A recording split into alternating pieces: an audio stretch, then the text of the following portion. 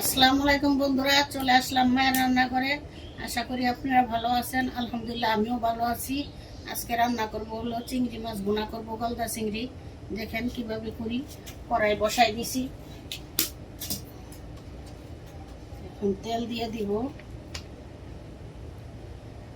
তেল দিয়ে দিলাম,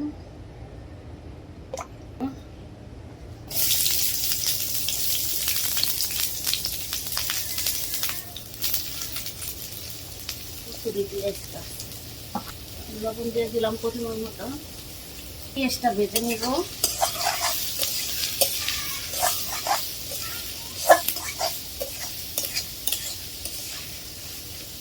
ভাজা হোক, পেঁয়াজটা হালকা ভাজা হয়ে গেছে, একটু পানি দিব মশলাটা কষানোর জন্য।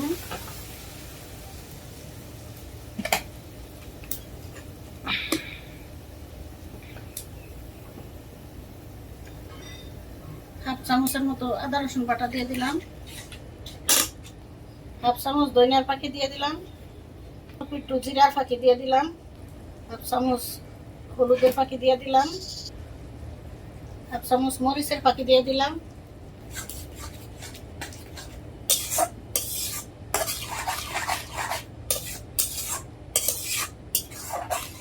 কষানো হোক, চিংড়ি মাছ দিয়ে দিলাম, গলদা চিংড়ি দিয়ে একটু কষাবো।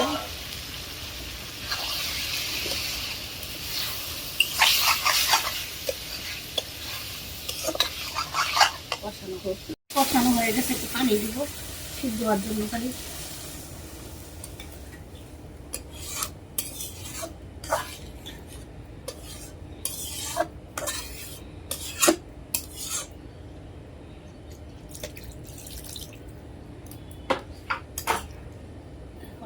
দিব। পরে চলে আসলাম, চুলাটা দিয়ে দিব।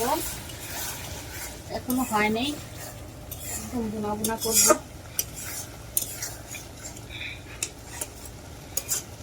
আমার চিংড়ি মাছ বোনা হয়ে গেছে, এখন নামাই নিব।